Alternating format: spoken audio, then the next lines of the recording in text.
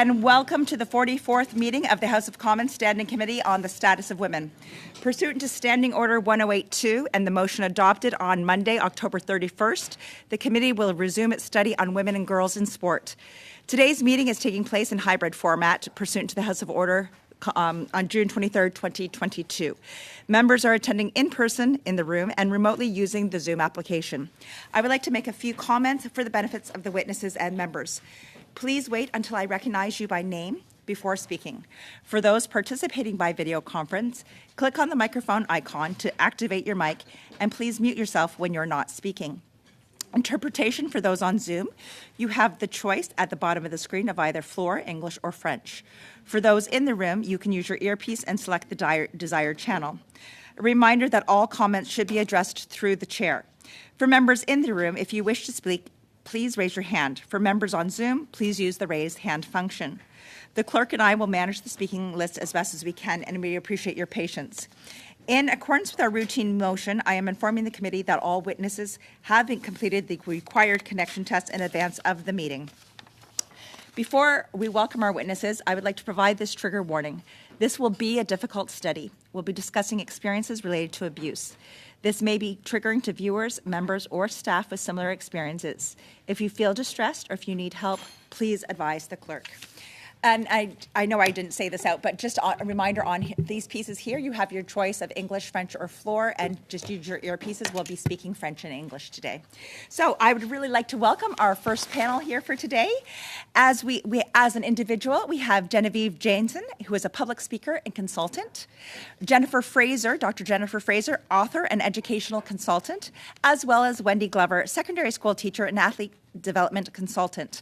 What we'll be doing is providing you each 5 minutes for your opening comments. When you see me start swirling my hand, just start winding it down to get your time over. And from there, we'll go on to the questions and answers. We'll begin with the first 5 minutes for Genevieve. Genevieve, you have the floor. Thank you, Madam Chair. Thank you to members of the committee. I'm a former professional road cyclist. I've competed in the 2000 Olympic Games for Canada, and I won multiple World Championships and World Cup throughout my career. I feel very fortunate to be invited here today because all of you have a part in the safeguarding of athletes and are in a position to influence the development of future generations of athletes. Please understand that what I'm going to speak about today are my own experiences, and everything I say here is my personal opinion. And for the sake of expediency, I'm going directly to the unedited version of my story, hence the blunt terminology. For the purpose of this discussion, we can say that my story began at 14 years old because it's the age I was when my coach, who was 26 years older than me, hit me in the head for the first time in a training session. I was told it was to make me a better, tougher athlete. He compared the world of competition to living in the jungle, and in the jungle, only the strongest survive. I was taught to welcome assault and trust that physical violence was a normal part of training, that it was actually good for me. At 15 years old, verbal and physical violence progressed to sexual assault and rape, which was immediately followed by threats like, I'm in love with you, and if you leave me, I'm going to kill you, and then I'm going to commit suicide. I was never the same person after that first sexual assault. Because I was living in constant violence, I actually believed that he could kill me and that he could commit suicide. It was so real that I couldn't leave. I did not want to live the rest of my life with the responsibility of someone's suicide on my shoulders. In my case, abuse also included performance-enhancing drugs, which I started taking at the age of 16. I was winning a lot of races as a junior, including national championships against older girls. So my coach decided he would take more and more time off from work to focus exclusively on my athletic career and development. He eventually took a leave without pay from his job as a phys ed teacher, and during that year, when I was 16, we discovered I was anemic. I was told I could not wait for the anemia to subside and get healthy naturally because I was supposed to win, get sponsors, and earn money for him to live. He brought me to a doctor, and they decided to give me EPO, which is performance-enhancing drugs, in order to keep training and performing regardless of my anemia. What was supposed to be a few injections to treat anemia turned into career-long doping. In our society, when someone is engaged in illegal activities, he is considered a criminal, caught or not. So to draw a parallel with society, in less than 2 years, I became a victim of abuse, a cheater, and because doping is illegal in sports, a criminal in the world I lived in. All that at 16. I was a teenager without an escape route, with no one to talk to and no one to help me.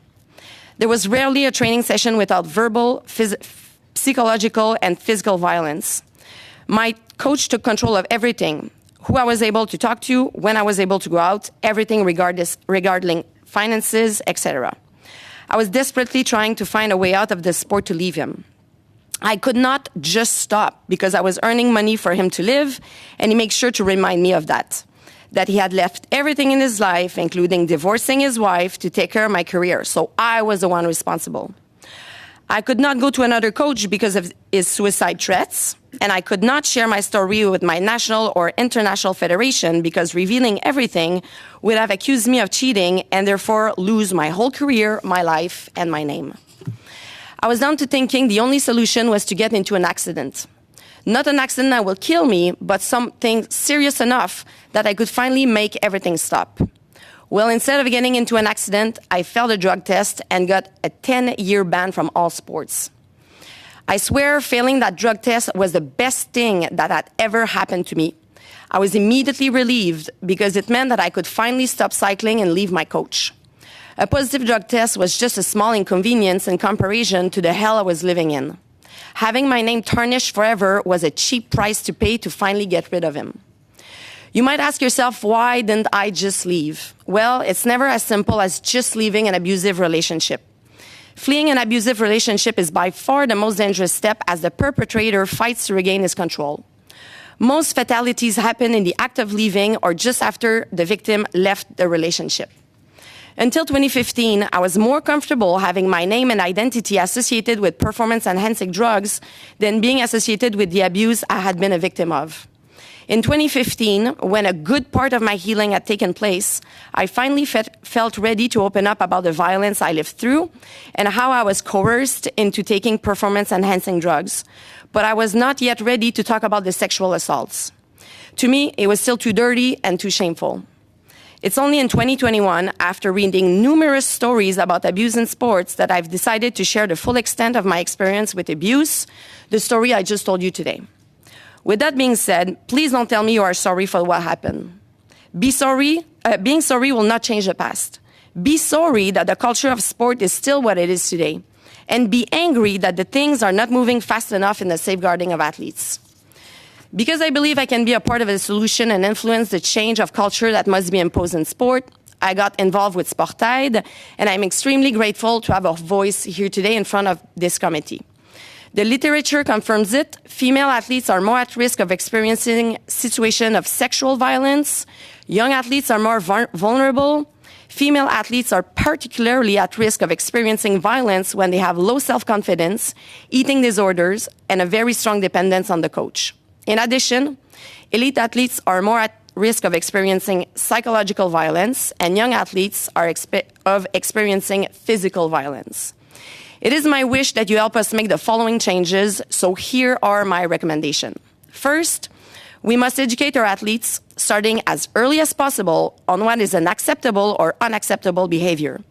Young athletes need to be equipped so that they know how to react, to which services or resources to turn to, and understand there is no shame in asking for help. We must not assume that a winning coach is a good coach. Some coaches are just repeating the bad behavior they witnessed and lived as athletes. Therefore, we must grow the education network to reach coaches, federation officials, and parents. Education on matter of integrity should be mandatory. Second, I would like to request the implementation of a system for receiving and processing complaints that is totally independent of the federations and that is not reserved only for our elite athletes. I would like to remind you that violence in sports cross all ages, genres, and skill levels. It happens at the recreational and the competitive levels. And lastly, I'm also asking the Canadian sports system to rethink the funding of our federations so that it gives at least the same importance to the well-being of our athletes that they do to their performance. We cannot continue to give money to federations solely based on performance because this winning at all costs mentality is enabling the culture of abuse. I sincerely hope that the work you are currently carrying out will not be shelved. I, like many others you've heard in this room, will push for change. You have decisional power, and we are relying on you to give us the support we didn't have as young athletes. Thank you again for having me amongst you today. So much, Genevieve. I'm now going to pass it over for 5 minutes to Jennifer Fraser. Dr. Fraser? Thank you for spending time on this critically important and urgent issue. In the 1980s, from 13 to 17 years old, I was abused by teachers in a Vancouver public school. Today, in fact, sexual abuse by school personnel is on the rise. When I was abused, that was 40 years ago, and I cannot believe that nothing has changed to better protect children and all individuals from abuse. According to the Canadian Centre for Child Protection, at least 750 school children were subject to sexual abuse by school personnel between 2017 and 2021, and that is the tip of the iceberg. 40 years ago in the Quest program, we were emotionally, physically, and sexually abused by 3 teachers across the hall from the principal, vice principal, and school counselors. While the damage from the teacher's abuse is obvious, neuroscience shows on brain scans the physical damage to the brain, not only from the teacher's abuse, but also from the failure of school personnel to stop it. I am here today to address that lack of action and the systems that work against those who report and those who speak up. I was an award-winning teacher for 20 years. But when I reported in 2012 to school personnel and governing bodies, the direct reports from student athletes that they were being subjected to a toxic culture of fear, favoritism, and humiliation, the students were re-victimized, and I was exiled from the teaching profession.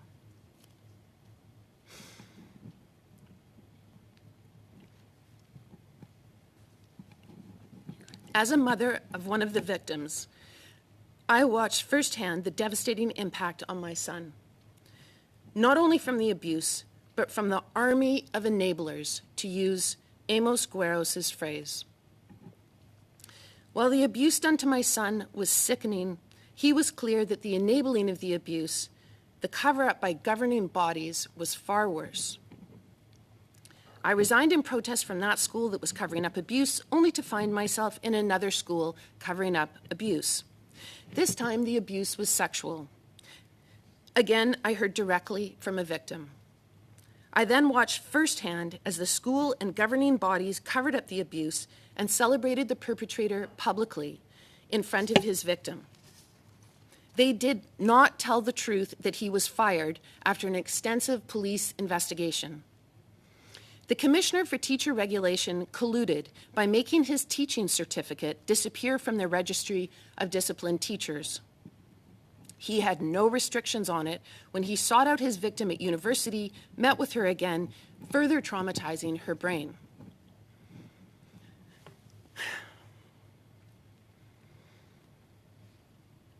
She took her life several months later.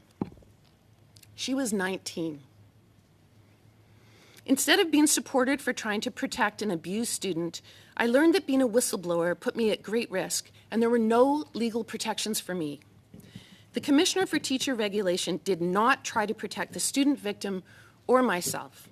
Instead, he put me under investigation for speaking up publicly about the teacher perpetrator and the risk he posed to other vulnerable students. So what is to be done? A judicial inquiry like the Dubin inquiry in 1988 is 40 years overdue. We've had the knowledge of rampant child abuse and the damage it does since the 1980s, with further confirmation each following decade. The urgent question is, when are we going to halt abuse? The equally urgent question is how. The answer lies in the Dubin inquiry. Dubin stated that, quote, "The failure of many sport governing bodies to treat the problem more seriously and to take more effective means to detect and deter the use of such drugs has contributed in large measure to the extensive use of drugs in athletes. This insight also applies to abuse. The failure of sport governing bodies to treat the problem of abuse more seriously, to effectively detect and deter abuse, has contributed to the extent of it. If perpetrators think they can get away with it, they will do more of it. Governing bodies in Canada are not motivated to protect victims of abuse. That negligence will instantly change when committed parliamentarians amend legislation so that it holds governing bodies criminally accountable for being accomplices to abuse and for committing the abuse of re-victimization. Provisions in the criminal code would act as a deterrent to governing bodies who are negligent, conduct sham investigations, cover up abuse, protect perpetrators, and thereby refuse to treat seriously the harm done by all forms of abuse. Most importantly, a fully independent parliamentary body is needed to address, investigate, and keep a proper track record of all forms of abuse in sport, in education, and beyond. It must be independent from sport, independent from education, independent from all governing bodies with conflict of interest. It needs to be empowered to act independently and fearlessly. It needs to have the capacity to issue corrective measures. I look forward to any questions you may have. Thank you very much, Dr. Fraser. I'm now going to pass it over to Wendy Glover for 5 minutes. Wendy, you have the floor. Thank you, Madam Chair. Dear members of the committee, thank you for having me here. I've been watching, listening, and learning from the committee and the various witnesses, and it means a lot for me to be here, as this topic is something I've been concerned with for many years. My educational background is a physical and health education teacher certified in kindergarten through grade 12. I've had the opportunity to teach in elementary school for 5 years and secondary school for 20.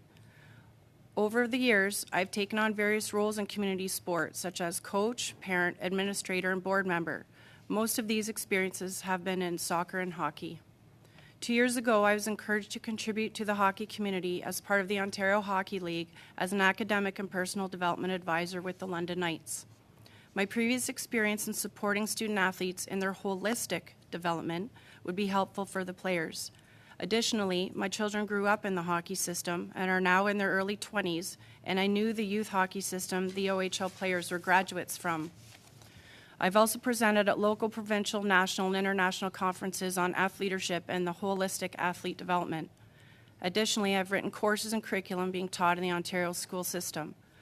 While immersed in teaching and coaching athletes, I've continued to study child and adolescent development. I was determined to bring current evidence about healthy, long-term athlete development to community sport. I couldn't understand why people in community sport didn't follow the National Sport Organization's guides to serve the children in the most appropriate ways. I've been learning about NSO sport development models over the years and listened to athlete concerns. I've studied concepts such as the rights of children in sport and other countries' athlete development models. There is much to learn, share, adopt, and apply. Not all athletes have enjoyed their sport experiences. The longer I taught in high school, the more I heard from athletes and learned of their repeated concerns. I realized the adults were the ones harming the children through the system, and by the teenage years, the teenagers knew it. They wanted to do something about it. I listened to them. What if I educated and empowered the teens that were willing to do something positive in sport so that when they became adults, they could actually make a difference? I knew that I needed to do something to address my concerns in sport that I couldn't do as one individual. It was at this time, about 15 years ago, I wrote an athleadership program for teen athletes to become trained in coaching, sports admin, child development, safe sport, communication, and more. Then upon being trained, they would be immersed in the sport community in different roles to apply what they've learned. After doing so, they would have opportunities to discuss and reflect and have guidance on what they were experiencing so they could better understand how to contribute effectively in sport. There are over 500 graduates of this athleadership program, and I've shared this model with other secondary schools and sport communities, and they have adopted it. One of the principles of the program is stop complaining. How do we address the concern?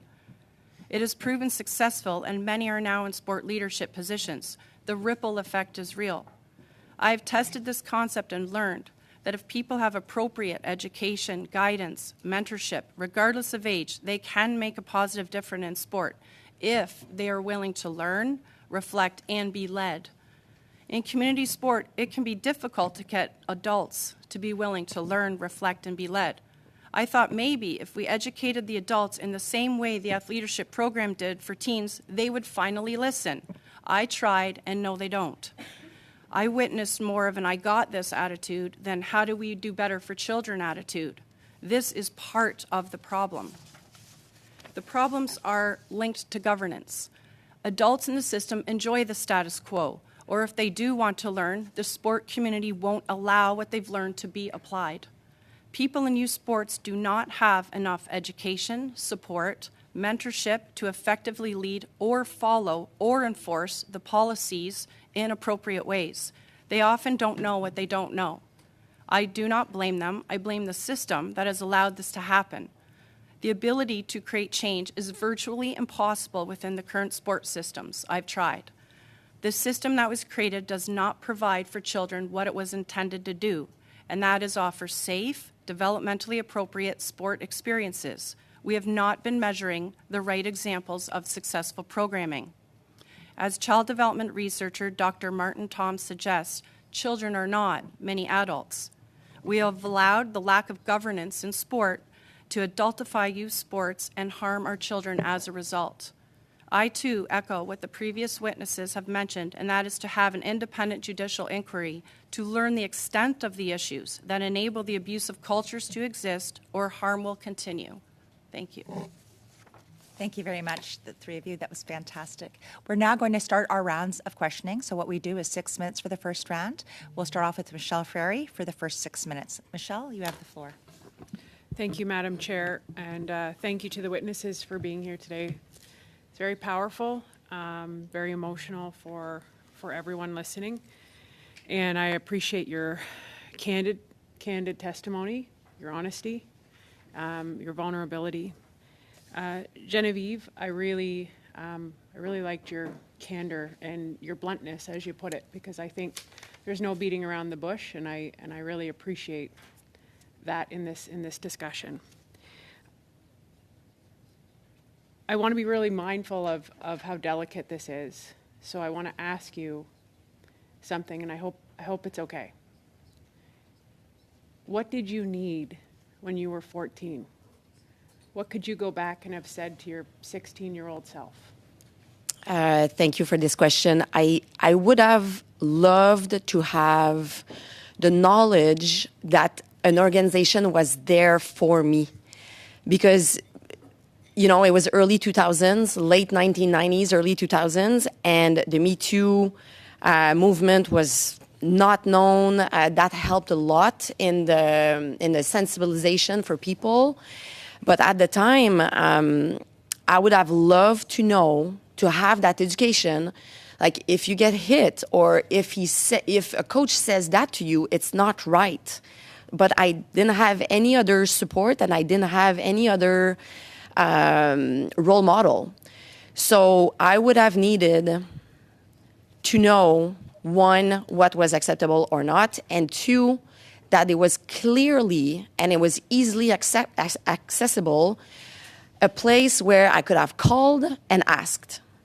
Just that those two basic things would have made a huge difference. I'm not certain, you know, a little further on with all that the abuse, when it continued and progressed, I cannot know for sure if I would have called, but just to know that it was there would have probably changed something. It changed my future. Thank you for that, and I think Ms. Glover said it really well. You don't know what you don't know, right? Especially when you're that young. Can I ask the process when you decided to speak up? Did your abuser, what happened? Can you share that information? I decided to speak up, and of course I did it in a very public fashion, with articles and interviews and everything else. They tried to reach him. He never answered. And he lives in the United States. He's Canadian, but he lives in the United States, and he's still violent because he was arrested by the police in 2017 for domestic violence. So, you know, for me, I only had that amount of energy, and I chose to spend it on getting better and heal from that trauma to be able to have a normal life and, you know, a normal partnership with someone that loves me and I love him, or kids and all that stuff. I wanted to get better for my future. But sometimes I regret not having pursued the criminal or, you know, the civic laws to get him a sentence. But then when I think of it now, I mean, what is he gonna get? Like 2 months in prison or nothing? So I'd rather spend my energy on myself. But yeah, he didn't say anything. Well, there's no point in regret, that's for sure. That's why we're True. here today, to go forward. So I think that's why we're here. And to Ms. Fraser, I really like your connection to neuroscience and how trauma changes the brain. I think that's very, very powerful when we look at this. I would ask again, if it's okay with you, to share the process by which, you know, you had spoke something that jumped off the page for me, that there was no legal protection for whistleblowers. And I think in this committee, learning the process and where the gaps are in the process when somebody does come forward is really valuable for us to fix the system. So I'm curious what you found the biggest gaps were in your process when you came forward. Thank you for the question. I went to school administrators first and reported the abuse that I was hearing directly. They asked me to take testimonies from students, which I did at their request. I helped the students go and have interviews with them, and then they turned everything around. So very, very quickly, they went from acting like they were supportive of victims to actually trying to cover up. And it turns out they'd been informed a year earlier. So they were in a negligent position if, in fact, abuse was identified. So when I realized they weren't going to fulfill their legal duty to report to the Commissioner for Teacher Regulation, I had to step in and do it myself as the teacher, which I did. I reported on 4 teachers, I reported on the headmaster, and I reported on the chaplain for covering up. And then I just watched the whole system, the Commissioner for Teacher Regulation. I mean, it would take me a long time to tell you about the corruption, but I have lots of documentation of how completely corrupt the system was. And I was a believer. I mean, my father's a lawyer, my grandfather's a judge, my uncle's a lawyer. Like, I believed in school, I believed in government, I believed in education until this happened. So I went from the Commissioner to Teacher Regulation. I took all the documentation and handed it over to the Ombudsperson's office, because, of course, that's where you take things when, in fact, you are being basically destroyed by your own professional organization that's supposed to protect students. They're there to protect students, and it's supposed to be transparent. And so then it went to the Ombudsperson's office, and 3 years later, when I was frantically alerting them that my student had suicidal ideation and she was still being pursued by the principal of the school, even though she'd gone to university, they still weren't doing anything. They were just dragging their feet, and I didn't know what to do at that point. I went to the representative for children and youth. I went to the Ministry of Education. I was frantic trying to save her, and I knew she was very, very mentally ill, and I knew he was pursuing her, and he met with her. And I called the police, and they said we weren't able to charge him. You know, and the special victims police officer that dealt with all of it, she stepped down after that. She was just finished. So what I found was every single governing body that I went to, that was their job is to protect young people and children and to protect whistleblowers and to support you when these kinds of things happen and you're being manipulated. I found that every single one of them actually was deeply engaged in enabling the abuse. Thank you so much. I'm now just going to pass it online. We have Emmanuel Lambropoulos. She is online for 6 minutes. Thank you, Madam Chair. And I'd like to begin by thanking our witnesses for being here to come forward with this this testimony that I think is going to be very helpful to our study. And I just want you to know that I appreciate each one of you for being here with us today. I heard a lot of points in the testimony of all 3 witnesses that resonated a lot with either my own experiences or what I believe needs to happen going forward in this process. So thank you. I was a high school teacher. I started teaching when I was 23, and myself, I was actually in a pretty dangerous position, and the school did whatever it could to cover it up. So I completely understand that where you're coming from when you say that they cover up, and I know that it has a lot to do with ruining the school's reputation, right? And that's what they really care about and what they want to protect. Unfortunately, I can't go much further into that today because we are the federal government and there's not very much we could do at the provincial level. But what I heard today from all three witnesses was about education and how the importance of educating our young people who are going to play sports, as well as coaches and everyone else that plays a part in a child's experience with sport. And I want to know. Dr. Fraser, you spoke about teaching our kids and within the education system. Geneviève, you spoke about the importance of making sure that kids are aware of what's appropriate, what's not appropriate. Is there a formal way? Can you give our committee a recommendation on the way you think this education should happen? And within our national sports organizations, I guess. And if any of the other witnesses can also comment on an approach you think the national sports organizations can take in order to better educate the kids that are playing sports professionally.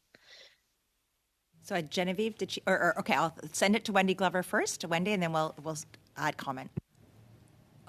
The program that I created, we are 2 additional credits in high school that the students take. So they're willing to do that. Again, as you mentioned, that would be through the provincial governments to create programs for kids. But I also think you could put it in the sport systems as well. But you need to hire people to deliver it. I said earlier, they don't know what they don't know, and I've found that when you're trained as a coach or an administrator, you get the training, and then you're kind of left on your own for many years. There's little circle back of professional education, constant upgrading of information. They may be 1 year into coaching, but coach the same way for 20 years. So there's not a system of improvement and checks and balances.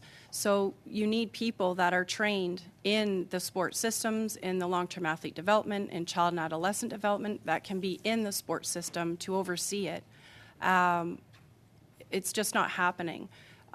People continue to be in these high positions, at high levels in sport, as you're hearing, and it's still happening there. It's mind-boggling that these people that are leading the youth of today and the elite athletes of tomorrow, and they just don't know enough or have systems in place to circle back to know what they're doing in these positions fairly.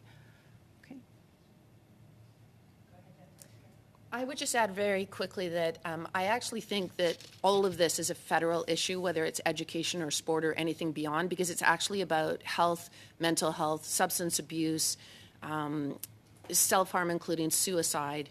And it's far larger. It's really a public health crisis and a safety crisis at the highest level across the entire country. And I don't think provinces are in any kind of position to be managing it. I see it as something that belongs to the highest leadership in the land. And I would say that children from as early as they start in kindergarten, instead of us teaching them to obey adults, and respect all adults, especially teachers and coaches, we need to teach them that the brain learns from repetition at timed intervals, and they need to learn about safety and their own holistic safety from 5 years old all the way through to 18, getting more sophisticated with every step of the way, like all other subjects, like how to kick a soccer ball or how to learn a math problem. Yes, I agree 100% with my colleagues. To add quickly, the national federations, I mean, in cycling, you get to the national team when you're much older, like 16, 17, 18. But in many sports, gymnastics, swimming, it starts at a very young age, and they can do projects with the national team when they're young. So maybe a good place to start, at least at a federal level, would be to have that mandatory education on matters of integrity at the minute you're part of the national team. And then, yes, it has to be the provinces, and the provinces have their own. But somewhere, leadership has to come from, up high, and then at the national level, national federations, you get that established, and then it trickles down. You've got 10 Thank you. seconds. You've got 10 seconds left, so okay. Thanks, Emanuela. Well, thanks very much. I appreciate everyone being here and adding to this testimony. Thank you. Awesome. We're now going to turn it over to Adrienne LaRoche. Adrienne, you have 6 minutes. Merci, Madame la. Thank you very much, Madam Chair. Ms. Glover, thank you very much for your testimony. Ms. Fraser, my sympathies. And Ms. Jensen, in your opening remarks, you mentioned wanting to be a part of change, and I hope that you will be able to do so, and I know that that's part of the reason that you're here. I would like to come back to the letter that you addressed to the cycling body, and you talked about the complaints process, that sexual assault can lead to criminal charges. Suspensions need to respect the gravity of a crime. These crimes should bring about a suspension, an immediate suspension. There needs to be time to investigate and say that a coach is showing undesirable attention to its athletes. So you've shared something similar to other athletes, and that the SDRCC does not sufficiently protect athletes. Are you surprised to hear that the organization that is supposed to examine complaints doesn't understand?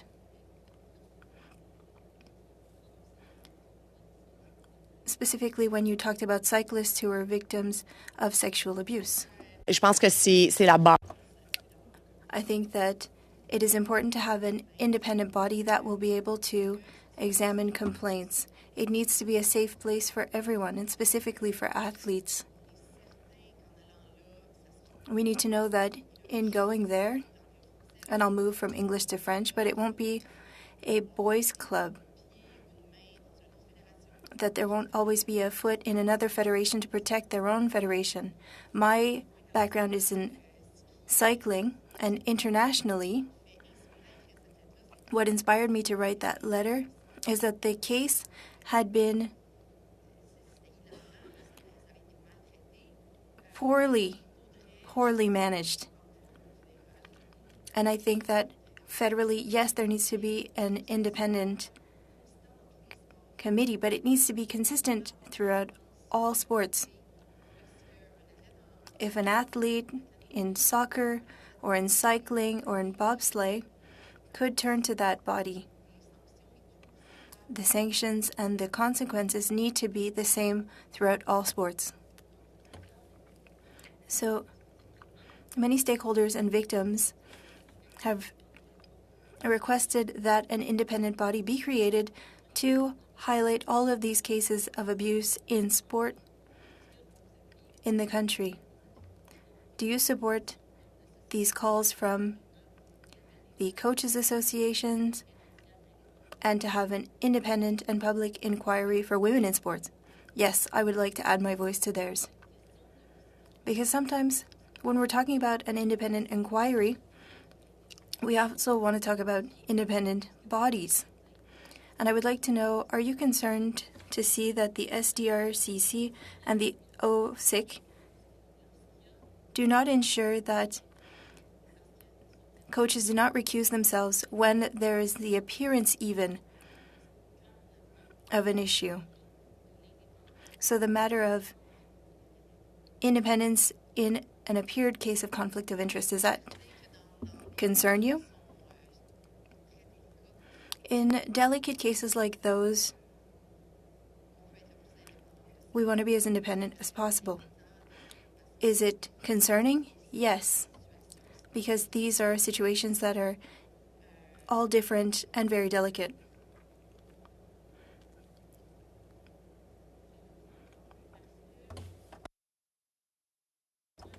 In responding to another question, you talked about how Quebec and the provinces have their role to play as well, and that there are, and you talked about Sporter, which is a Quebec initiative, and they are collaborating. And you are a spokesperson for Sporter. Please repeat your question.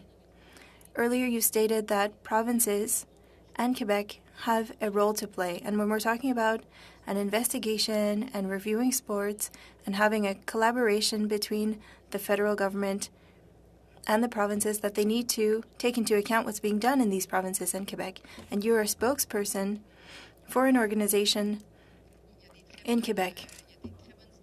There are very good initiatives in all provinces, and in Quebec we have very good examples of them.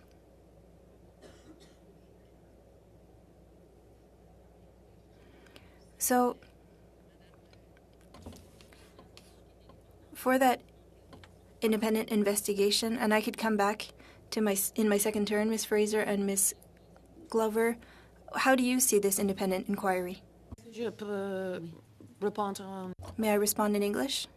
Go ahead, and if you don't have time to finish, we can come back in the second turn. Because I have lived experience in British Columbia and I research all other areas. I find that British Columbia in particular, talk about Old Boys Club, I'm staggered by the corruption. To you, Wendy, if that's okay. I'm going to pass it now to Leah Gazan. Leah, you have 6 minutes. Thank you, and I just want to thank everybody for coming here today and sharing your testimony. You know, I mean, we've heard horrific testimony, but, you know, I think, like I said before, we've known about this for a long time. It's been out in the public. People just refuse to act. So I don't think this is anything new, which is, I'm glad we're doing this study, but I want to acknowledge that there's been documentaries for years on this, and people have just turned a blind eye and allowed abuse to happen. So I'm really taken by your testimony. You said something,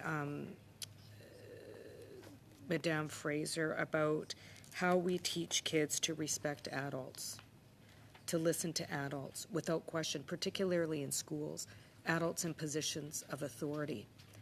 I agree with you. I think that makes children vulnerable because they're not even allowed to question how they're feeling in a situation. Can you expand on how that kind of teaching about listen to your elders, all of it, how that can be dangerous, particularly, and I want to follow up with you, Madame Glover, without education? I think the perfect word is dangerous. Because we teach children to obey blindly, you get the situation like we saw with Geneviève, where she's being physically and sexually brutalized and she doesn't even know. Same thing for me. When I was 13 years old, I had never heard the word grooming. I had never heard the word child luring. I had no idea that middle-aged men would want to have sex with teenage girls, or that they would do it very, very slowly, that they would start with you at 13 and they would slowly pull you in and alienate you from friends and talk to you about boyfriends and act like they're so caring that you believe in them more and more, and they create a loyalty bind. And once they've created the loyalty bind, you find it very hard to report on them. It's like reporting on a family member, plus you oftentimes are dependent on them. So children need to be taught from very early ages. And I mean, I'm an educator, and I had to educate myself. I mean, I went and looked at the science. I went and looked at the psychiatry and the psychology and the brain scans because nobody else was doing it. And what I found was it was nothing short of shocking. And I believe that all children, we have 20 years of research into how the human brain works. We need to start teaching our kids from 5 years old all the way through the school system so that they become experts in the ways in which abusers manipulate their vulnerable brains.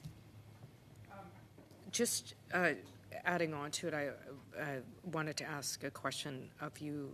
You spoke about the importance of education. I'm a teacher, actually, as well. I was a teacher, And there's this constant debate about what's appropriate to talk about in schools.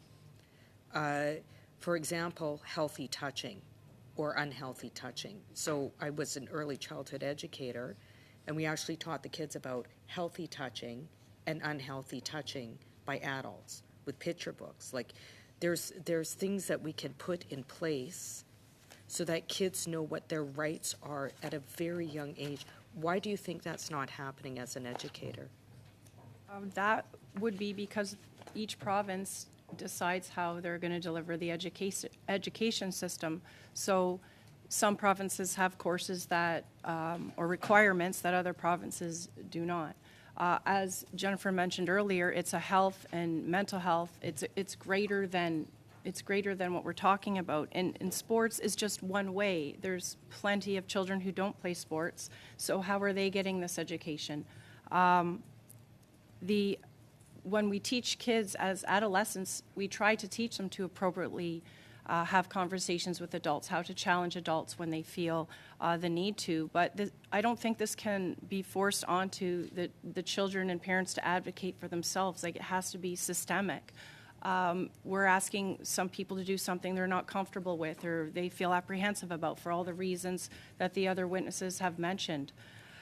As all the witnesses have echoed, this has to come from the top down. There has to be funding. There has to be programs in place. So in saying that, that actually brings me to my next question.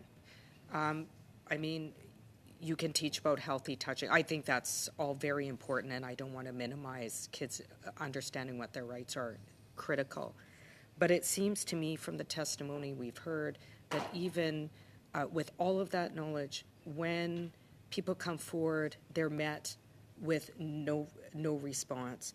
So I wanted to ask, and maybe for you, Madame Jensen, how do you think the sports system itself contributed to keeping you silent, even if you knew all of this stuff? And, you know, clearly, we just finished a study on gender-based violence. Clearly, you were in like a cycle of tremendous abuse. Well, when I came forward with my story, and little by little, I started talking about, you know, friends that knew me back then and officials and people involved in cycling. They all told me, Jen, we knew something was wrong. We could see it. You were not the same person you were as, you know, before. We knew something was wrong, but you were winning, and we were afraid that, you know, saying something or helping you get away from him, that you wouldn't win anymore. So we didn't want to be responsible for your non-winning. And in my opinion, on my story, I think there's some people that were high-placed that knew that, but I was winning and I was bringing funding to the program. So they didn't want to say anything, or they knew, but, you know, they looked away. So I could keep winning. Thank you very much. We're now going to go on to our second round. Due to time restraints, I'm reducing it to 4 minutes, 4 minutes, 1 minute, 1 minute. So we'll start off, and online we have Dominique Vienne for 4 minutes. Merci beaucoup, Madame la Présidente. Thank you very much, Madam Chair. Thank you for being with us. It's very relevant for our study. Ms. Jansen, I would like to come back to Leah's question. And if you find it uncomfortable, please let me know and we can change topics.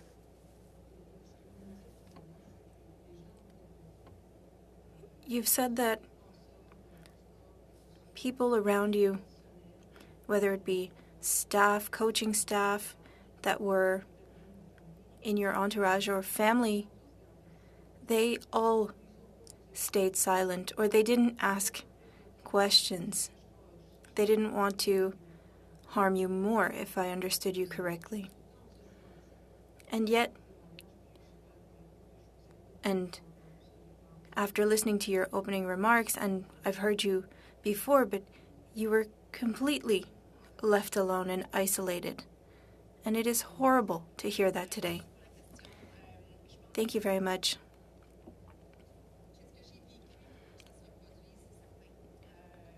No one should go through what I went through. If I could be an example of what not to do, I think that's as good an example as what needs to be done. And yes, I was forgotten, and a lot of people didn't want to harm me more. But the people around me also weren't educated, and even members of the Federation didn't know what to do. And so it's important. I'm struggling to find words, but we need a system that is anonymous. But it's important that there's a structure so that athletes and people who witness the violence can also send in a complaint, and they need to not be left alone. There needs to be support. I feel like there needs to be people who are able to really assess what's going on, and I don't have a lot of time. And so we're seeing that things are not going well in sports. I asked this question to witnesses last week. If we're only at the tip of the iceberg, Miss Janson, do you believe it's that the rot can be found in all sports? What do you think about this? You've been in the network for so long and you were abused as a teenager. Have other people shared their stories with you? Are we facing something that's much larger than we thought? Answer, yes, other athletes from other sports did speak to me, and international athletes as well. I don't think that there are more cases of abuse than there were in the past or when I was young, 20 years ago, but we do talk about it more now. And the more we talk about it, the more we raise awareness, and that'll help us move forward. But is it bigger than we think? Most likely. I don't know how much time I have left, Ms. Jansen, but what makes a good coach in a few words? Answer, it's someone who can get the best potential of an athlete and help them develop as a person. It's not only the podium and the gold medal that is important. It's to help build excellent people. Now I'm going to pass it over to Jenna Suds. Jenna, you've got 4 minutes. Thank you very much, Chair, and thank you to all three of you for being here today and supporting us as we move forward with the work we have in front of us on this study. The first question that I'll pose is for yourself, Ms. Jensen. Probably an easy one, but I think it's important to get on the record. You had mentioned in your testimony your belief that athletes at any age, as soon as they become involved with a national organization, should get some training and education as to their rights and what to expect, which is a great start, I think. My question is, do you believe that this should extend beyond just the athletes, but to the coaches that are involved, to the trainers, the nutritionists, everyone that's in the system? Definitely. It has to reach everybody that's around sport, in the environment of sport. However, why is it so important for the athletes? It's because as an athlete, you are extremely vulnerable, and your self-worth most of the time is based on your performance. And then when you have the relationship you have with your coach, it's not a normal relationship. It's not a parent. It's not a teacher. It's not a friend. It's really that's something super special, and we rely on that coach a lot. So if you don't know, like in my case, I had no idea. My coach told me, I'm going to make you the toughest athlete. When you get to the World Championships, you're going to win because you're so tough. I believe them. So it's important to educate athletes. Yes, But yes, definitely, we have to go to the high level and include federation officials and everybody else. Excellent. Thank you very much. The other testimony that was quite striking to me was one of your recommendations, which was to rethink funding to be tied to not just performance, but to the well-being of the athlete. And I'd love for you to tell me what would that look like to you? Because I think it's a really insightful recommendation, and I'd love to dig a bit deeper on what we could do to support that. The way I personally see it, performance, like I just said, is way more than having a medal or finishing in the top 5 or the top 3. And if funding stays at the national level only with performance, veut pas, people will choose a coach that's a winning coach. It doesn't mean that it's a good coach, because we still have, mentality was different 30 years ago, 40 years ago. We still have these coaches around. And yes, they're going to produce little machines or little warriors, and they're going to win medals. However, the destruction sometimes that happens with that, it's going to follow the athletes and the whole community or the whole team of athletes for a very long time. So if it's only based on funding, some decisions will be made that are not necessarily the right ones for the well-being of athletes.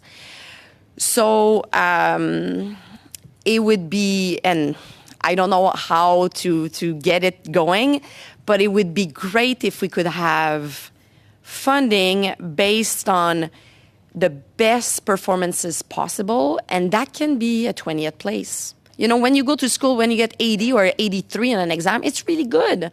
It's the same in sport, you know, and it would be great if we could spend a bit more time developing the human being as well.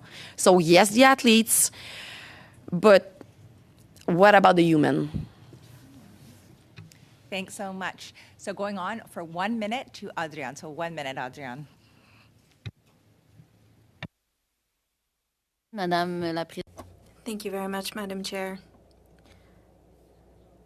Ms. Glover, with what you've said and having an independent investigation, and Ms. Fraser, you talked about measures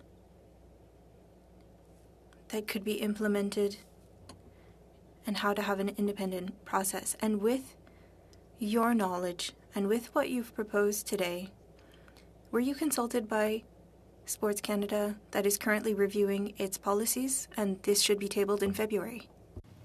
No. Madame Glover. Ms. Glover,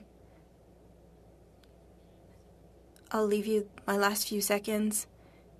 I think you had something to add, so I'll leave these seconds to you.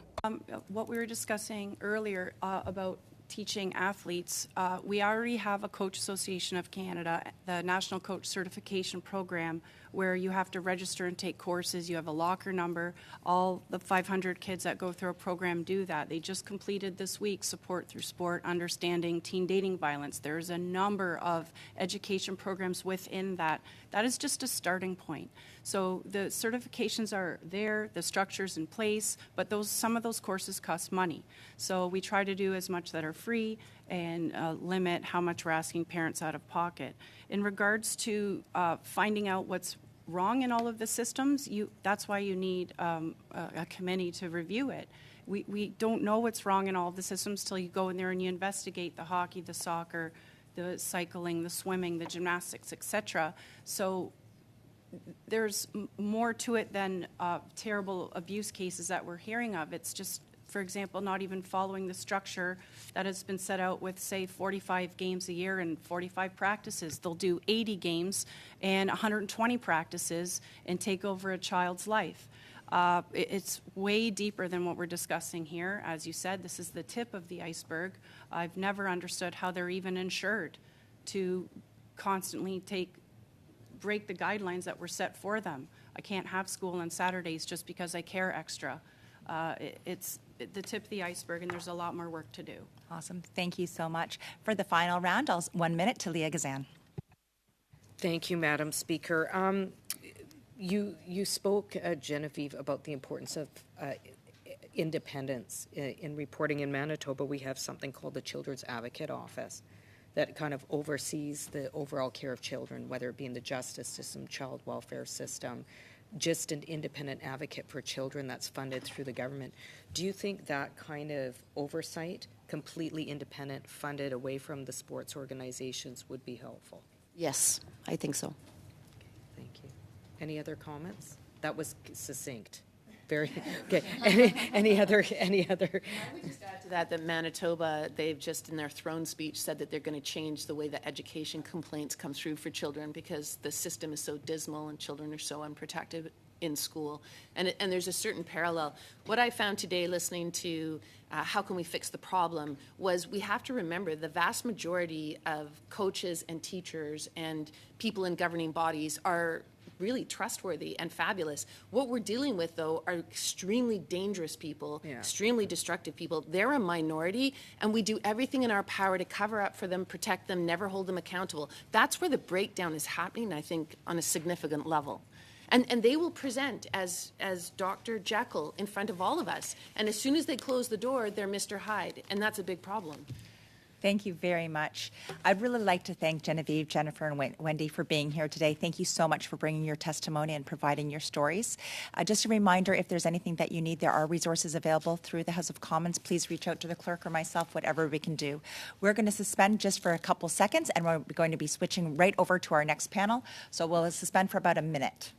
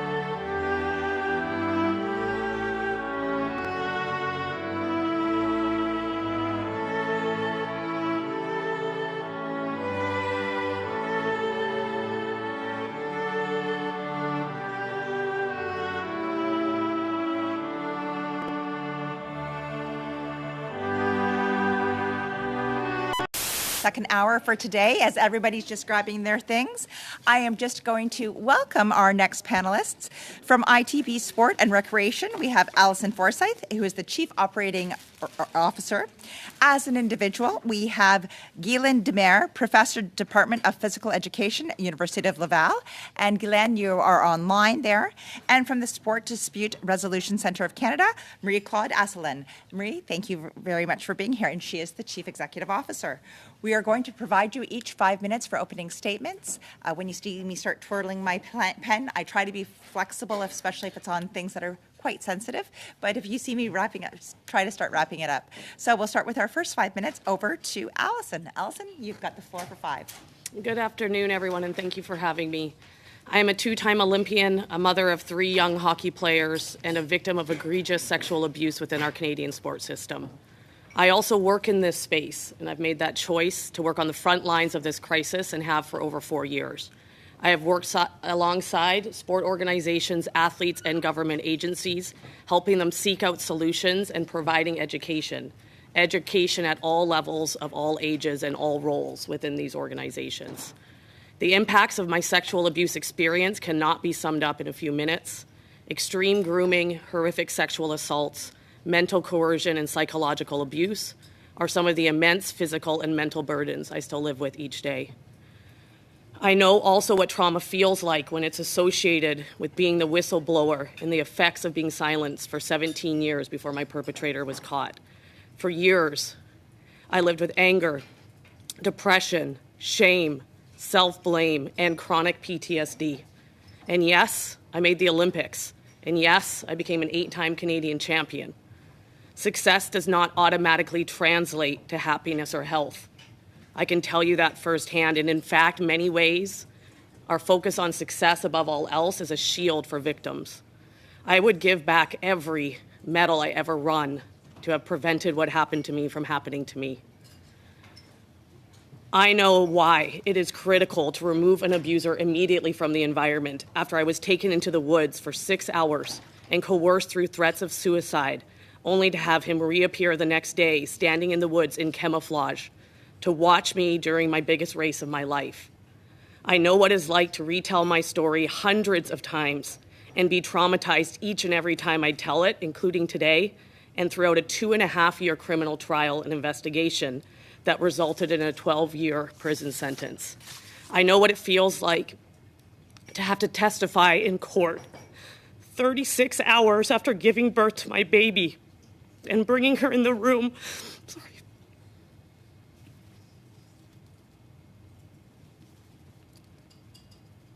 Bringing her in the room with me so I could take breaks to breastfeed during cross-examination. I will never get back my daughter's first week of life. And that is why I have an unparalleled commitment to create a different sport future for her and her 2 older brothers. Pardon me. I also know what it takes to have a publicity ban lifted on my own name so that I could put my name behind this movement over 4 years ago and share openly many, many times a month my abuse, all in an effort to educate and shift the system. Each time I do this, I relive those memories, those experiences, and those traumas. I do all this because change happens in the real conversation. If people don't know clearly what happened to me, how are we going to know how to help others? I have been committed to this work and have worked with your previous sport minister, Kirsty Duncan, dating right back to 2018. And I'd like to introduce you to another term, victim shaming. To have people actually insinuate or even directly allege that since I choose to lean into this crisis and go into organizations to help them find solutions, identify systemic risks and environmental challenges, that in some way, shape, or form I could ever be accused of helping them cover up abuse. To those that say that, I say you are not worth my energy nor my defense. I live in this space every day. It is my life purpose, and I choose to believe that at the end of the day, we all want the same outcome, which is real progress. That is where I put my focus. I ignore the noise and let the work be the priority. And me and my company do this better than anyone else in this industry. I'm all cried out, for today apparently, for myself, but I am not cried out for my children. First, foremost, and forever, I am an athlete advocate and one of the first that ever came forward in this country. And I know many of you have spoken to you from that perspective, so let me give you a little bit of an enlightened perspective of safe sport in our country.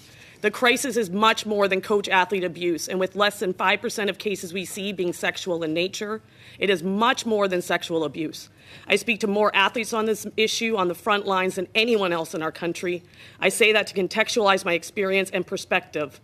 There is intentional harm, that is certain.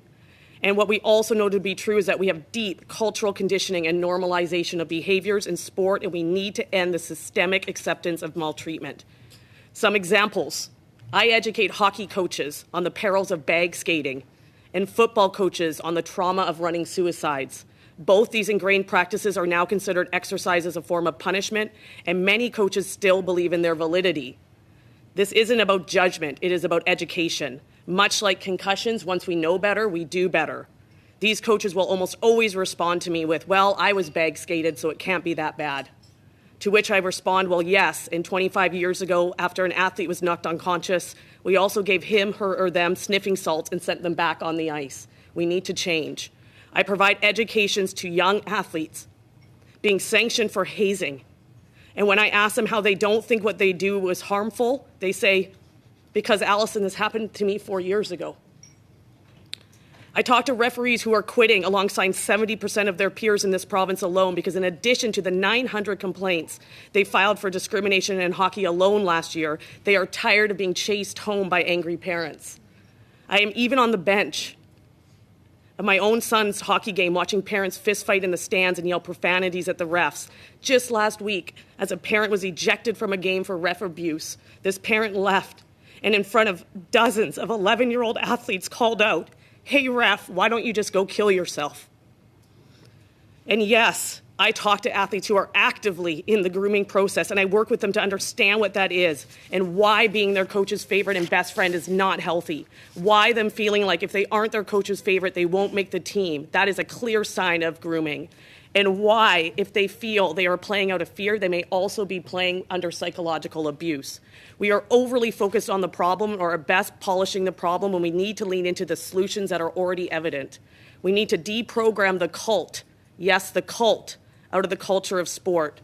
This requires patience and grace as people wake up to the system they have been normalized over so many years. This has led us to think everything is okay because it's something we've seen or experienced since early childhood. Kids in bathrooms on buses naked, coaches berating athletes, racial slurs being thrown around like common language, and administrators failing to focus on the victim instead of protecting the institution. Instead, they are protecting the institution's reputation. All of this needs to change through concerted, proactive prevention and educational tactics. We need to train on grooming. There are only 4 stages: favoritism, personal bond, isolation, and complicity. I learned these stages of grooming when I was 30 years old, when I was speaking on a stage. How much do you think I would have wanted to know those stages of grooming when I was a young athlete? And last but not least, I will just share that I challenge us all to move forwards, not backwards. We are a system and sport is in crisis. We need to invest more in our organizations who are supportive of and working to fund this shift in sport. We need to swiftly and severely sanction individual offenders, but every time we look in the rearview mirror, we take away from the gas pedal we must push down. In the last 4 years, I have seen progress, I have seen mistakes, including very poor implementation of the mandatory changes at the NSO level, and most of all, I have seen us put more focus on what to do once we catch someone instead of what to do collectively so that abuse doesn't happen in the first place. When we place success on sanctioning an offender and ignore the system around them, we have let another person be villainized and victimized. So I challenge us all with this, because I truly believe sport can be a beautiful place still to raise my children. And I will not give up on that reality, and I ask that you don't either. Thank you. Thank you so much, Allison, for that. I'm now going to go on to line to Guylaine. Guylaine, you have the floor for 5 minutes.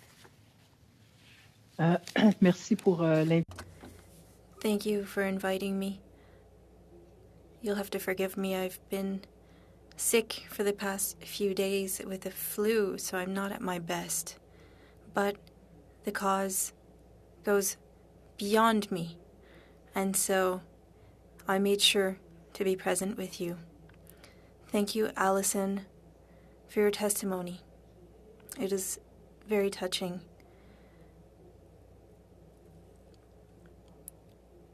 I, in 2016, was reached out to, and I reread the 16 recommendations from that year, and I think that there are many that we could copy-paste for this year's report. I agree with Allison and the previous witnesses. Changes have been made, and seeing Marie-Claude with us shows this. But I had insisted on 2 main points in 2016, and I would like to come back to them, because Allison talked about a culture change, and culture changes take time. But there was a first report 6 years ago, and actions have been made, and I would like to thank Minister Duncan for what she did. But I think that one of the problems that we have in sport in Canada has 2 elements. There is a lack of accountability. Funding is not always associated with accountability. So if public funds are invested in national sports organizations, well, these organizations should be accountable. And in so doing, it would be able to protect athletes, help women progress. Certain studies show that when there are more women in positions of power, then there are fewer incidences of violence. So it is important to add accountability. The other issue is that funding is often, if not always, punctual. $30 million was announced in 2018. Minister Saint-Onge added $26 million, but often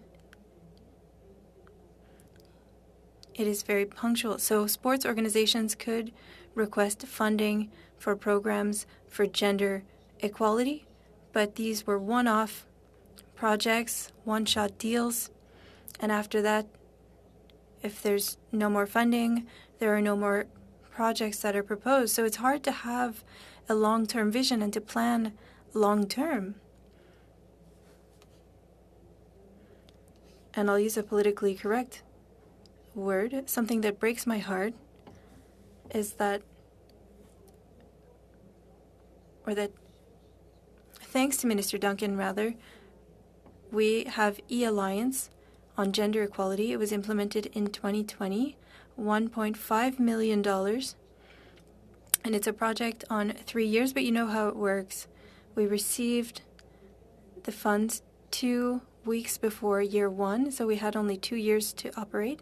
I worked with Gretchen Kerr and Anne Ferragaro, and in March 2022, the funding is exhausted, and we receive no more news.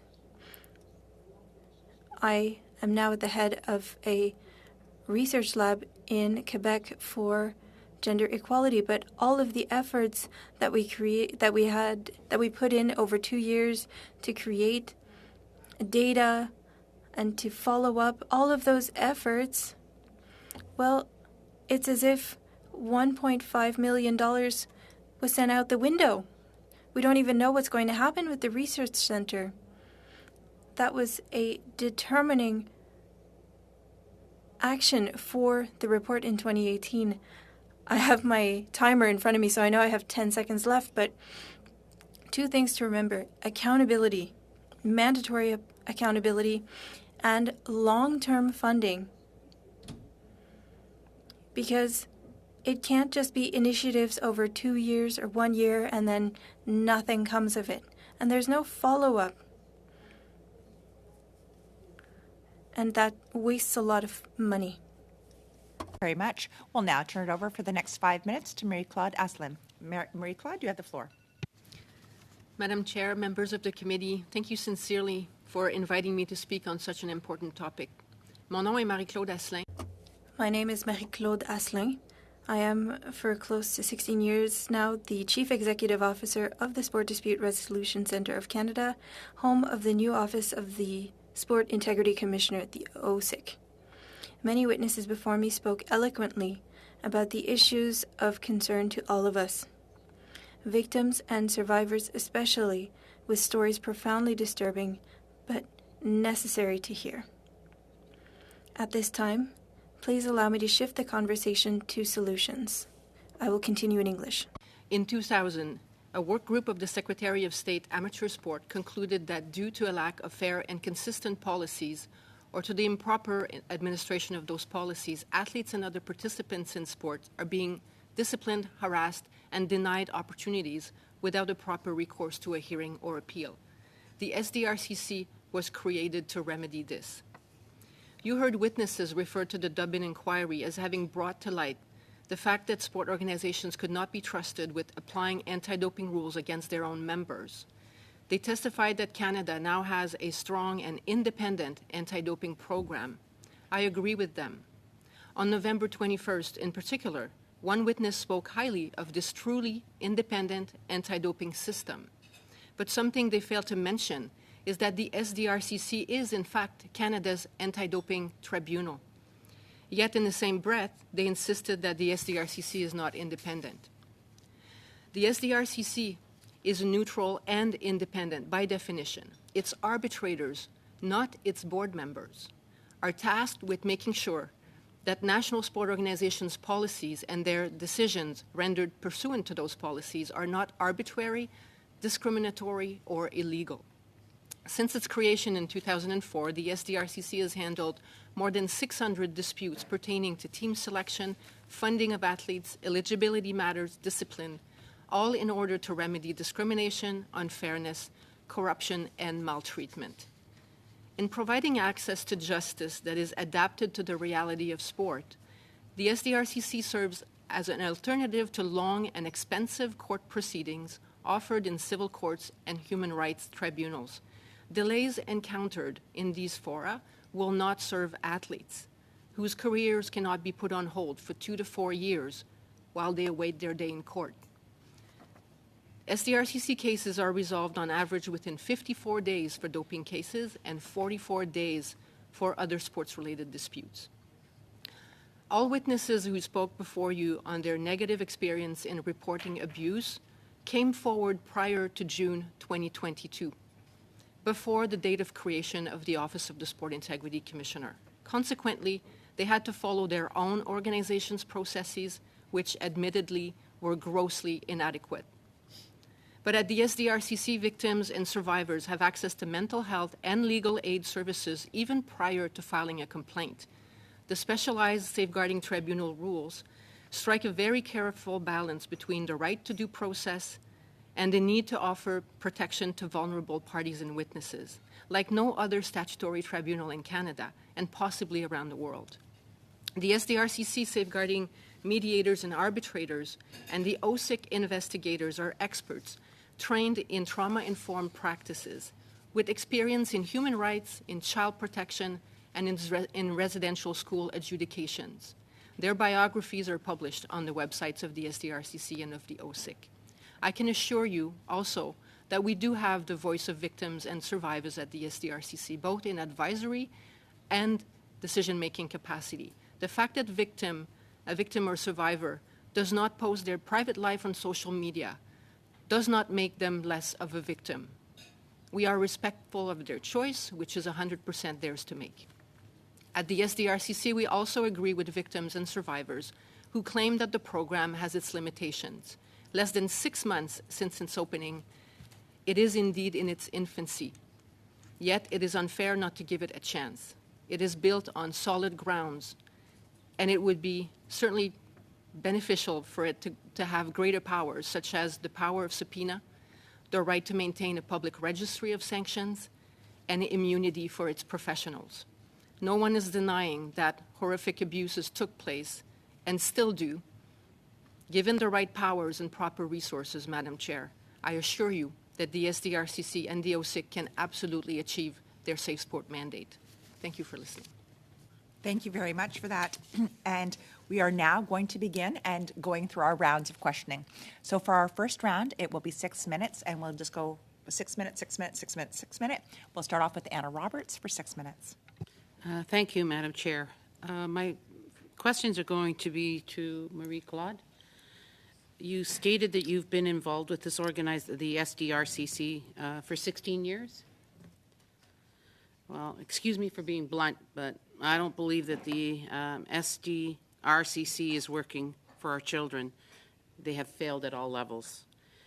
If this dispute organization has been involved for 16 years, you mentioned in your comment human rights. Where's the children's human rights? Why are these perpetrators allowed to continue to coach, allowed to continue to abuse our children, allowed to continue to move on to other clubs and other provinces and other countries and continue their same practice? Would you agree with me that we need to educate? Previously, Dr. Fraser stated that, she doesn't trust the lawyers.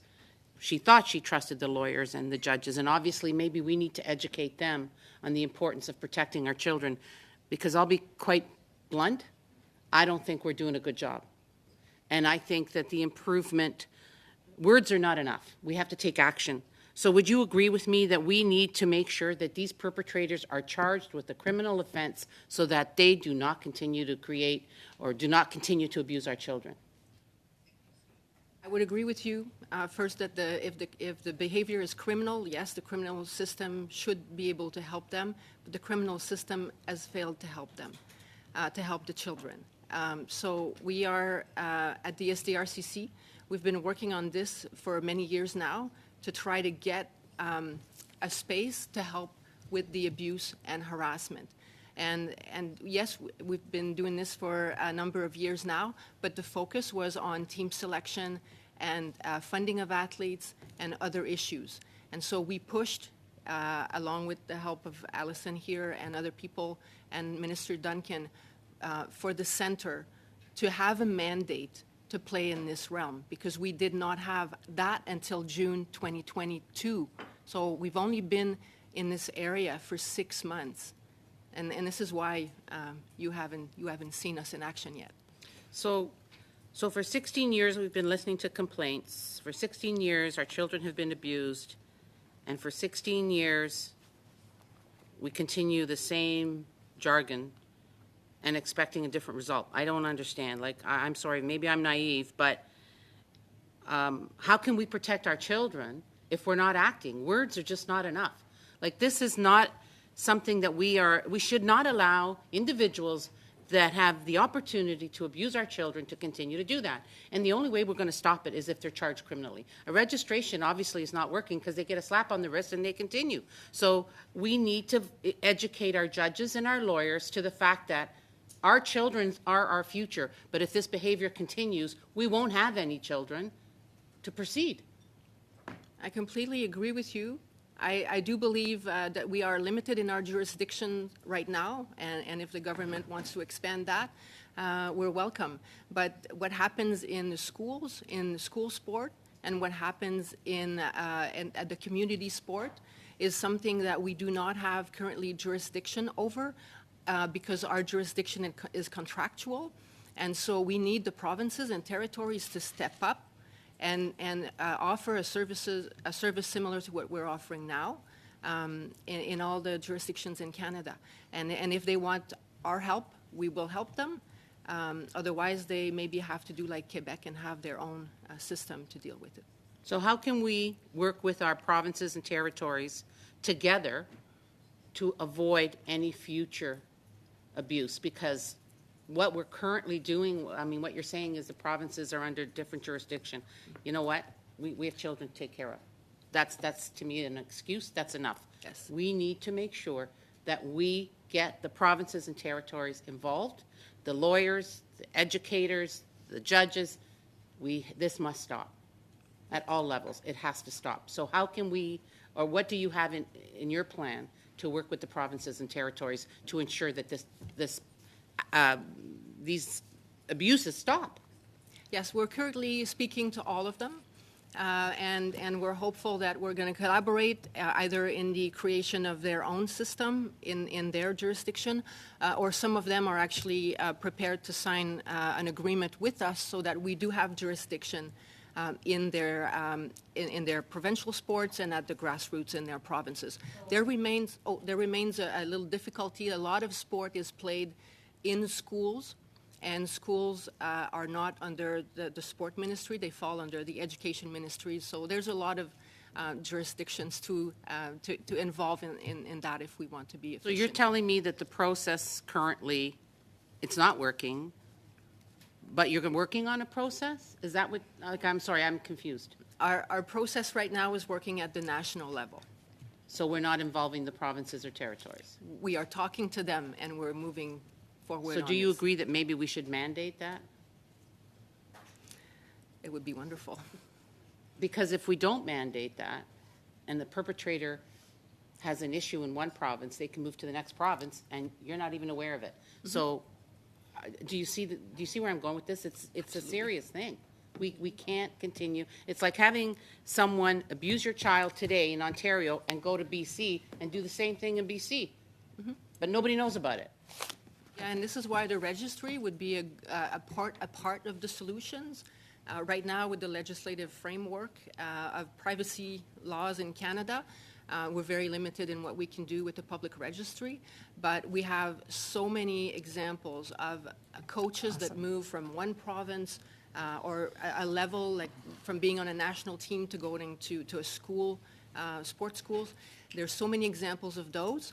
That should be a sign that we need a public registry. Wonderful. Thank you so much. We're now going to pass it over to Sonia Sidhu. Sonia, 6 minutes. Thank you, Madam Chair. Thank you, all the witnesses, for being with us. My first question is to Ms. Ausling. We have heard there is a need to be greater focus collecting data around participation, leadership, officials, and coaches. For example, you talked about the registry. Can you expand on that? What kind of model we can use that if any other countries, they are adopting that model? We can educate our, coaches, any witnesses, like you can comment on that. So we can start from Ms. Asling. A little bit about the registry and then about education. So for the registry, the only one that we know that is a national is the one in the United States. So it is consultable online, and I think this is something that we're looking at as a model. In other countries, they are also struggling with their privacy laws, especially in Europe right now. So there's a lot of people. We talk to a lot of jurisdictions: Australia, New Zealand, Japan. Everybody is facing similar issues with their public registry, so looking for help for that. And in terms of education, I think, some people have mentioned the Canadian Centre for Child Protection, but they have amazing training, they have amazing resources, and they're all age appropriate. So from kindergarten to, and even daycare, to the adult age, they have resources, and I think that we need to use the good things that are being done out there. We need to integrate them to the sports system. And the Canadian Centre for Child Protection has also resources for parents and for coaches, and I would look up to them for that. Thank you. And Ms. Allison, you want to add on that? Yeah, I'll just share that, and I say this with all the respect in the world as someone who has created online training for our country, is that it is baseline and generalized. So I just wanted to stress that if we think we're going to prevent abuse through clicking like this, doing online training, because I'm guilty as that as well as a mother, having to go through a lot of volunteer trainings, I think we need to respect that it is going to take much, much more. And then just to speak on age-appropriate education, I have, 11, 8, and 5-year-old, and no one had ever trained them on what grooming looks like, why their coach can't be alone with them in a dressing room. So we need to empower our children. And trust me when I know my own children, they're seeing it on TikTok anyway. So we need to trust that age can handle. And we have to have the real education brought to our children, and it's not going to happen only through online. Thank you. I think we heard clearly that prevention needs to be prioritized, victim must be supported and listened to, and that perpetrators are held accountable. There should be zero tolerance. I know it's a big question, but what are your recommendations on how we can make this a reality? And I want to ask Ms. Garland-Demers too, if you can spend on that. Thank you. Well, I think that Marie-Claude has pointed out the fact that it is, and Alison as well, like it's a multi-factor problems, and we have to make sure that I think that we need to coordinate all our efforts around that issue.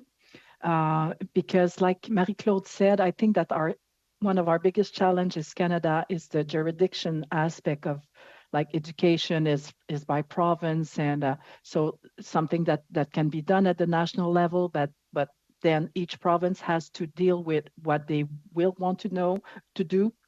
So, for example, in Quebec, I know we have an organization, Sportaid, and Marie-Claude is working closely with them. So, but again, who's doing what? And we still have in Quebec coaches within our own province, within the same sport, who just switch school and keep coaching, even if, and again, the organization or the college or the school doesn't want to say or cannot say why they released that coach because of that privacy policy, which makes me sick.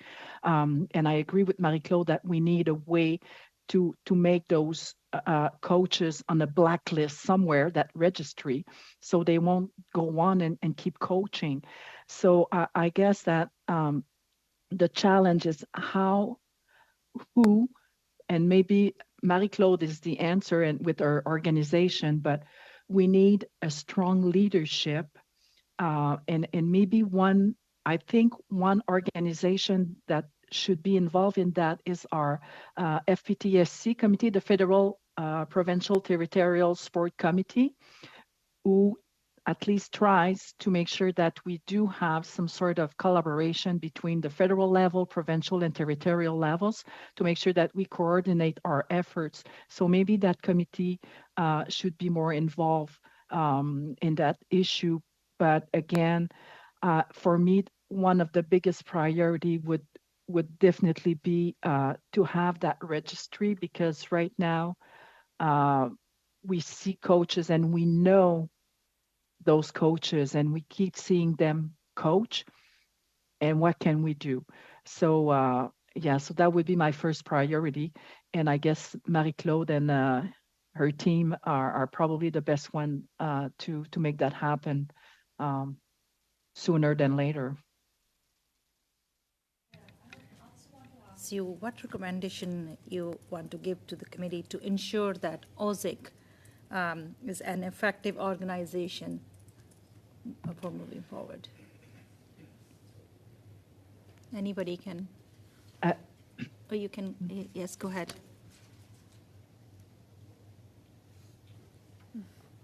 Go ahead, Elaine.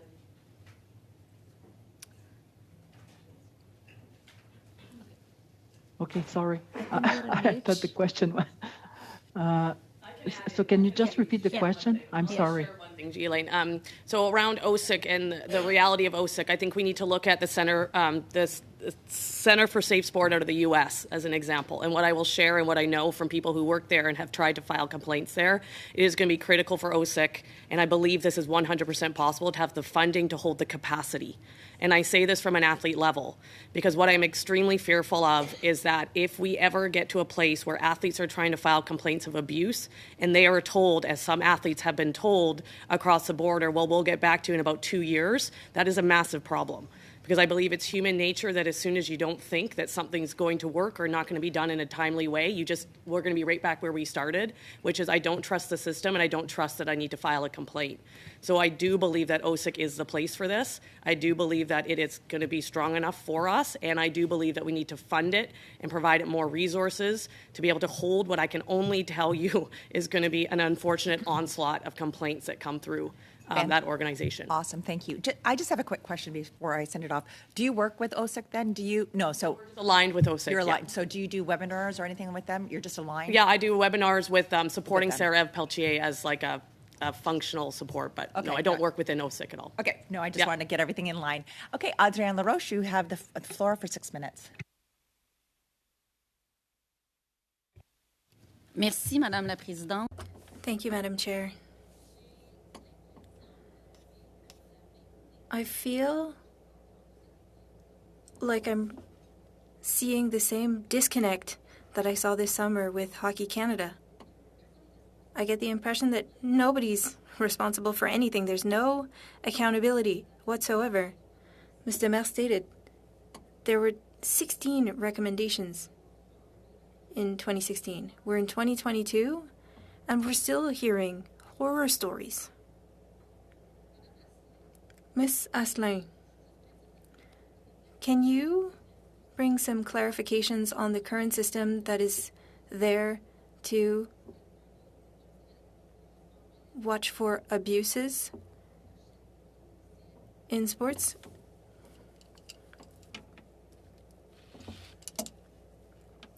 The commissioner reports to me operationally, so I make sure that she has the resources that she needs in her office, but she is independent from me. So I am not aware, for example, of the files that she is currently working on, and she does that independently from me. So that's for the administrative structure, and I know that there are people who talked about the board. The board, according to the legislation that created the center, is the sport minister federally, is the one who appoints the board members.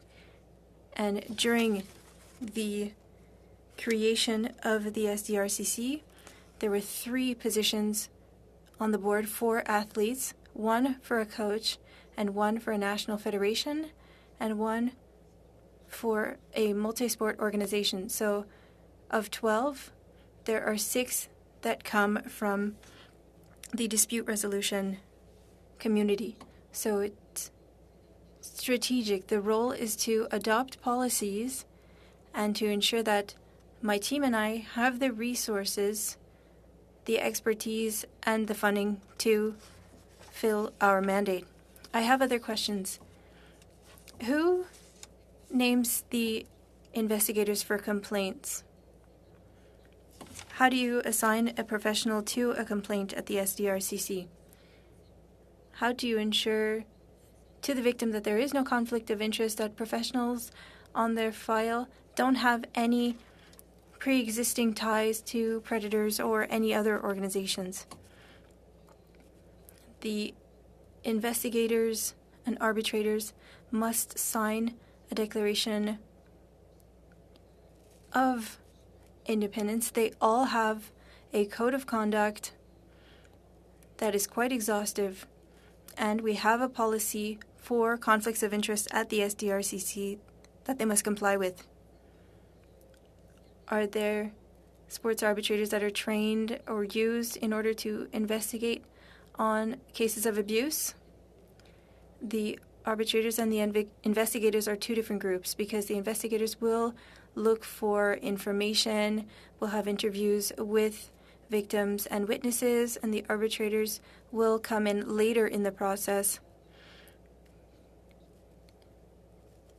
if the conclusions of the inquiry are contested. Are there arbitrators that have multiple roles? For example, an arbitrator that could be hired by a national sports organization contractually? Answer.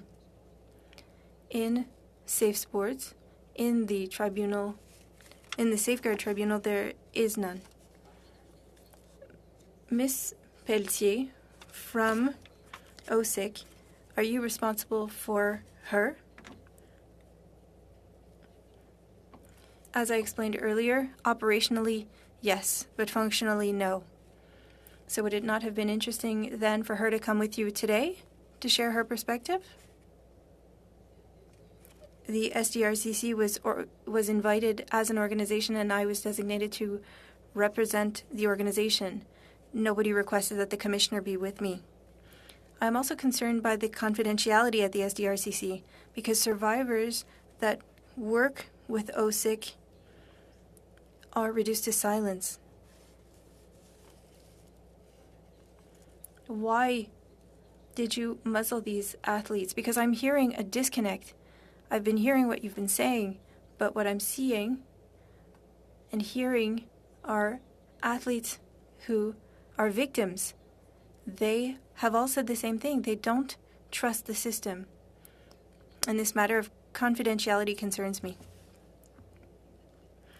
Athletes and their personal experience belongs to them, and they have the right to talk about it. Where we are careful with confidentiality is that we also have to protect other athletes, witnesses, vulnerable people who could be a part of an investigation. So yes, we have rules for confidentiality, but the athlete who was victim of abuse is not muzzled. Ms. Aslin, why is it that so few sports organizations report cases in all sports federations? That's what I mean when I say that there's a disconnect and a lack of trust. There's a lack of participation as well, which is quite significant. I was talking about the fact that we are not a statutory tribunal, so we don't have an authority on everyone in Canada doing sports. So to get that authority, we need to have service agreements with the federations. Even if there are only 6 that are currently active, we have about 27 or 28 since yesterday, but we have federations every day that sign agreements with us, but they are in a transitional period because they have a lot of obligations with our agreement, and we need to support them in adopting policies correctly, in establishing an agreement with their members in case they need to be investigated. So there are a lot of steps to go through. It's a lot of work for federations that were not necessarily well organized to receive us, and we're currently working with that federation. And I know that many of them are still preparing themselves to sign an agreement with us. Ms. Aslin, I do hear you. 6 is not enough, and we're currently reviewing our sports policy. And we've heard that people don't feel heard for this policy that is going to be implemented in February. There's a lack of trust in your office, and I'm trying to understand, but I get the impression that the system is lacking because you've had recommendations since 2016, and Ms. Demers, I would like to ask you a question during my next turn because it's unfortunate to see so few recommendations implemented. So I'll do the last 6 minutes to Leah, and then we'll look at round 2 as we're getting to it.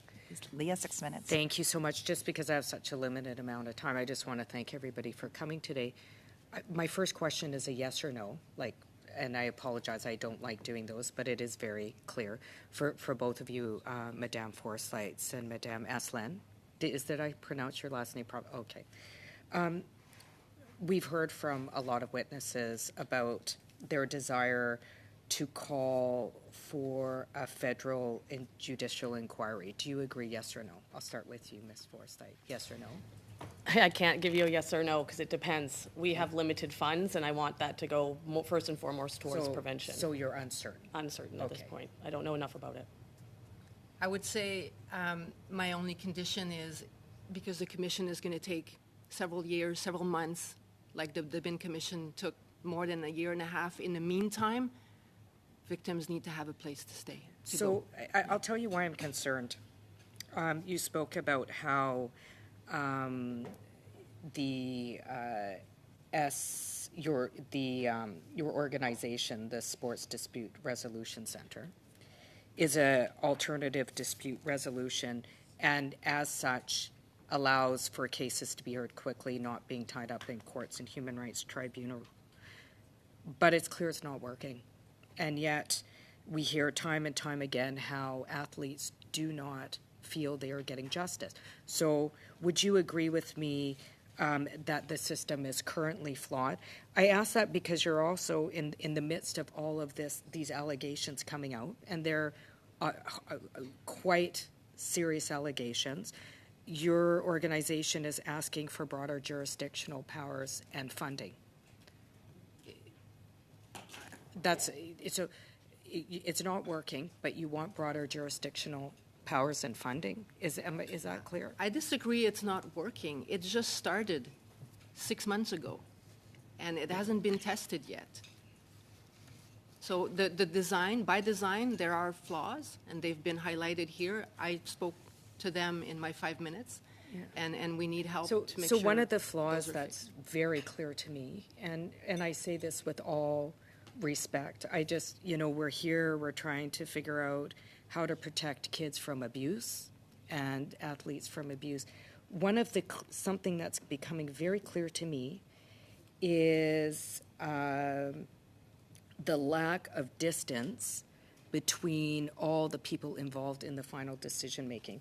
I have a question for you, Madame Forsyth, and things that have been brought up that I'd like to give you an opportunity to speak to, and I want to be really clear that I acknowledge your own personal lived experience.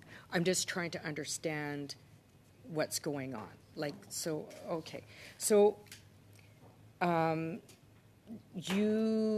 Does your organization advise the National Sport Organization on their safe sport policy? Yes. Okay. We have two separate divisions to our organization. One is prevention and one is complaint management. I work in the prevention side. So you advise them on their National Sport Organization, on their safe sport. Do you also conduct investigation on the report of abuse? No. We don't do investigations. You don't do any sort of investigation? No. Okay. And do you work with athletes and the organization? Yes. Okay. So this is a concern, right? What many athletes are saying is this, that they need their own independent resources and a body. What I'm noticing from What I'm noticing is that many people that are involved in this system that is clearly broken, that they work for both, and everybody's kind of working together, and there's no separation. So I'll say that there's, and I don't want to get this too nuanced, so please stop me if I get too nuanced, but there's complaint management, and then there's what I do, which is prevention and education. And yes, I go into an organization. Yes, I go into Canada Soccer, and I work with them to make them better and stronger and identify structural, environmental, and behavioral risks for abuse. So then you do work for Sports Canada and advise them, and you also work with I don't work for Sport Canada. But you go in to national sporting organizations and say how you can do things better. Do things better, yes. And I don't want to question your intent. I believe that you have lived experience. You want to see the system better. So I want to be really clear here. But you go into Sports Canada and you tell them how to do things better. But at the same time, let me clarify. You are also working with victims, or you don't work with victims at all. So I don't work on complaints. I think that's very important to know. And but the reason why with victims. I work with alleged victims, yes, I'll go and I'll support victims. So I would say that would be like, for example, a conflict of interest. But I don't work on complaints. And we, as a company, we took on National Sporting Organization complaints when there was no OSIC. But you work with Sports Canada. I don't work with Sport Canada. Or Sports Soccer I'll work Canada. with an organization, that wants me to come in and help them. You work with Soccer Canada and say, this is how you need to do things better. Yes. And then you'll work with victims at the same time. Because that would be a conflict of interest. That's a clear conflict of interest, no? I don't understand why, in every organization, there's victims. Right. So I don't take phone calls from victims because I don't work in complaints. So I have never called or taken a phone call or gotten any private information from any victim that has anything to do with a complaint. Okay, thank you. I go into every organization that would want me, and I work to make them better, and that always involves talking to victims because there's victims in every organization. Okay, awesome. Thanks for clarifying. You're welcome. Thanks very much. That first round's done. We are so close to the finish line, but I recognize I'm going to do a minute. Sorry, Anita. A minute to Michelle, minute to Anita, and then Adrian and Leah. Michelle, 1 minute. Everybody just try your best. Thank you, Madam Chair. Thank you to the witnesses for being here today. This is very important. 99 answers to 100 questions, the old saying is to follow the money. And so when I look at Sport Dispute Resolution Centre of Canada, Marie-Claude, SDRCC offers world-class resolution facilitation, mediation, arbitration services. Avoiding a court battle means a quicker resolution at less cost, and in most cases a better result for everyone involved. The SDRCC is constituted by a federal act and is funded by the Government of Canada. So we've heard from countless victims that this process isn't working, navigating the system isn't working. You're a little on the fence of calling for a national judicial inquiry, but the money is coming from the people that are paying your paycheck. I don't understand why you wouldn't want a national inquiry. It just seems like a very big conflict of interest here, that you don't have a vested interest to help the victims, that you want to solve it out of court. So everything that you referred to is funded by taxpayers' money, whether it's an inquiry or the Sport Dispute Resolution Centre of Canada or the national sport organizations. It comes from the federal funding. And for me, the SDRCC could be funded by Health Canada, could be funded by Justice Canada. It's now funded by Sport Canada, but it's all federal funding. Thanks very much. I'm going to pass it over to Anita for 1 minute. Yes, thank you. It's 1 minute, so short. I first want to say that, start with you, Ms. Forsyth, that given everything that you've experienced, the fact that you're taking your trauma and turning it into finding solutions, I think is something that we all applaud and appreciate. And a quick question for both of you. I mean, we've seen that over and over again that this is an intergenerational thing. This is something that has existed for a very long time and has become normalized. And my question is, how do we break the cycle? And given that OSIC has only been in existence for 6 months, do you see that as part of the solution, and how would you improve it in like 30 seconds? You can also send a brief if you need to. I'm confident we will succeed. I put my faith in the next generation. Like Ms. Bailey, who was here last week, it was so refreshing and inspirational to hear about what she's doing. This generation will not put up with maltreatment because speaking up has become mainstream, and thanks to victims and survivors that have paved the way for them. I'll share that there is so much work to be done in this space that OSIC, and I'll say on behalf of my own company, we put a regulatory body on top of us, do whatever, audit our services, but this is a need in our country that will not be solved with one organization. 100% completely agree with independent management of abuse cases. I mean, mine was covered up for 17 years, so I should hope that you'd know I totally agree with that. But I need hundreds more of people on the front lines working with me, to be honest, on education and prevention. Thanks very much. Andrea, you have 1 minute. Merci beaucoup. Thank you very much, Madam Chair. Having heard from you and having heard from the requests from victims is important, and I'm concerned. Survivors of abuse often take years before they share their stories. The SDRCC and OSIC, have they been hearing these stories of abuse? And if not, who will be able to identify the people who abuse these athletes? And without an independent investigation, how will we shed a light on everything? Historical cases are not excluded from the mandate of the Commissioner. There will be an analysis, and these historical complaints will be taken into account. With the 15 sports inaudible question. Inaudible question, but I do have to get on to Leah as well. Leah, you've got the floor. So just building on what Adrienne mentioned, it often takes people years to disclose, right? And it's difficult. One of the things we've heard about, which is concerning, is the practice of having athletes sign non-disclosure agreements. Does your organization have athletes sign non-disclosure agreements? Okay.